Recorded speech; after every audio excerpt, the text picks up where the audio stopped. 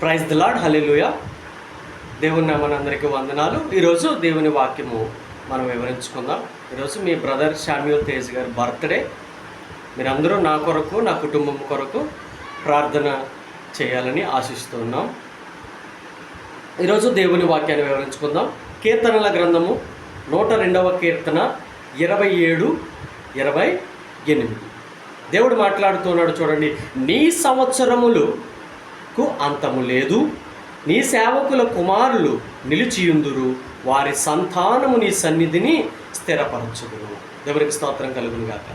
దేవుడు ఈ రోజున నేను ఈ స్థితిలో ఉన్నాను, నేను ఈ స్థితికి కారణమై ఉన్నాను, నేను ఇంకా ఇలా బ్రతికి ఉన్నాను కానీ కారణం అంటే అది దేవుని చిత్తం. దేవుని చిత్తము లేనిదే మన జీవితాల్లో ఏది నెరవేరదు. మనం అనుకున్న దాన్ని ప్రతిదీ జరిగితే మనం ఏం చేస్తాం? దేవుణ్ణి మనం లెక్క చేయం. కానీ ఇక్కడ దేవుడు మాట్లాడుతున్నాడు, నీ సంవత్సరములకు అంతము లేదు. దేవునికి స్తోత్రం కలుగును గాక. ప్రియ సహోదరి సహోదరుడా, నీ సంవత్సరములకు అంతము లేదు. నీవు నిత్య జీవితముతో దేవుని యందు నీవు అలా ముందుకు వెళ్తూనే ఉంటావు. అదే మాట్లాడుతున్నాడు, నీ సంవత్సరములకు అంతము లేదు, నీ సేవకుల కుమారులు నిలిచియుందురు.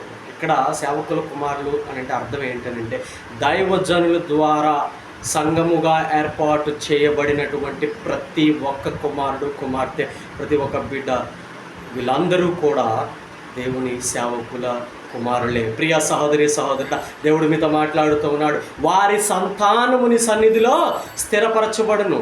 మీకు సాక్ష్య రూపంలో చెప్పుకోవాలని ఆశపడుతున్నాను. సాక్ష్యం ఏమిటి అని అంటే, నా తల్లిదండ్రులు దేవునిలో ఎంతగానో ఎదిగారు. తర్వాత కొన్ని విషయాల ద్వారా మా నాన్నగారు దాన్ని పక్కకు వెళ్ళడం, అలాగే దేవుని విషయంలో దూరంగా ఉండడం జరిగింది. అయినా సరే కానీ నా తల్లి పట్టు విడవనటువంటి ప్రార్థన చేసి, అందుకే ఇక్కడ మాట్లాడుతూ ఉన్నాడు, వారి సంతానముని సన్నిధిన స్థిరపరచుదును. ఇక్కడ ఏం మాట్లాడుతున్నాడు అంటే, నీకు నా తల్లి చేసిన ప్రార్థన కానీ, నా తల్లి చేస్తున్నటువంటి ఇప్పటికీ దేవుని విషయంలో చేస్తున్నటువంటి కార్యాలు కానివ్వండి, ఏదైనా జరగనివ్వండి, ఆ ప్రార్థనలన్నింటి ద్వారా ఈరోజు నేను, నా తల్లి సంతానం అనేటువంటి నేను దేవుని సన్నిధిలో స్థిరపరచబడ్డాను. దేవునికి స్తోత్రం కలుగును గాక.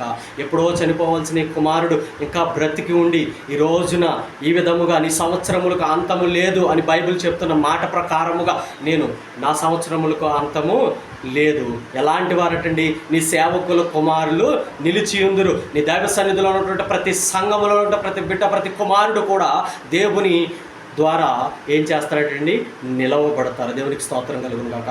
వారే కాకుండా వారి సంతానము కూడా ఏంటంటండి? దేవుని సన్నిధిలో నిలవబడతాడు. ప్రియ సహోదరి సహోదరుడా, సాక్ష్య రూపంలో నేను చెప్తున్న మాటలు మీరు అందరూ వింటూ ఉన్నారు. విన్న ప్రతి హృదయము జ్ఞాపకం పెట్టుకోండి, దేవుడు సజీవుడు. ఆయనకి సాధ్యమైనదే కానీ అసాధ్యమైనది ఏది లేదు. ఒకవేళ నీకు అనుకున్న కార్యము జరగడం లేదు అని నీకు అనిపిస్తే నీవు అక్కడేదో తప్పు చేస్తున్నావు అని అర్థం. ఈ కార్యానికి ఆటంకం వచ్చింది అని అంటే నీవు అక్కడేదో దేవుని విషయంలో లేదా నీ విషయంలో లేదా ఇతరుల విషయంలో నువ్వేదో చెడు చేస్తున్నావని అర్థము. ప్రియ సహోదరి సహోదరుడా, ఇక్కడ మాట్లాడుతూ ఉన్నాడు, నీ సంవత్సరములకు అంతము లేదు, నీ సేవకుల కుమారులు నిలిచియుందురు, వారి సంతానముని సన్నిధిన స్థిరపరచబడును. అక్కడ ఒక్కరే కాదండి, సేవకులు ఒక్కరే కాదు, సేవకులకు ఉన్నటువంటి కుమారులు ఒక్కరే కాదు, వారి సంతానము కూడా. జ్ఞాపకం పెట్టుకోండి, దైవజనుని సంఘములో బిడ్డలు వీరందరూ కూడా, ప్రతి ఒక్కరూ కూడా దేవుని సన్నిధిలో ఏం చేయబడతారటండి? స్థిరపరచబడతారు. Praise the lord. దేవునికి స్తోత్రం కలుగును గాక. ప్రియ సహోదరి సహోదరుడా, ఈ రోజున మీ ముందు నేను నిలబడి ఇలా వాక్యంను వివరిస్తూ ఉన్నానంటే అది దేవుని చిత్తము. దేవునికి స్తోత్రం కలుగును గాక. మీరు విని ఈ వాక్యము ద్వారా నీ సంవత్సరములు గతించిపోక మునిపే నీ సంవత్సరములకు అంతము లేకుండా దేవుడు చేయగలడు. నీ సేవకుల కుమారులు, నీవు దైవజనుడు, నీ సంఘము, నీ తోటి వారందరూ కూడా నీ సన్నిధిలో నిలుచుదురు. దేవునికి స్తోత్రం కలుగును గాక. ప్రియ సహోదరి సహోదరుడా, ఇంకా నీవు పాపంలో మునిగిపోయి ఉంటే, ఇంకా నీవు జీవితాన్ని వ్యర్థముగా సమయాన్ని గడుపుతూ ఉంటే ఒక్కసారి జ్ఞాపకం పెట్టుకో, నీ దేవుడు సజీవుడు. ఒక్కసారి దేవుడు మీతో మాట్లాడబోతున్నాడు ఈ వాక్యము ద్వారా. ప్రియ సహోదరి సహోదరుడా, జ్ఞాపకం పెట్టుకుని నీవు దేవుని విషయంలో యథార్థతను చూపించి ఈ కొద్ది మాటలు మన వినికిడిలో దేవుడు దీవించి ఆశీర్వదించుగాక. వినిన ప్రతి హృదయము కూడా దేవుని వైపు చూచులాగున, దేవుడు వారిని దీవించులాగున ఈ మాటలు వారి హృదయాలను తాకుతాయని ఆశిస్తూ ఉన్నాను. దేవునికి స్తోత్రం కలుగును గాక. Praise the lord. మీ బ్రదర్ శామ్యూల్ తేజ్.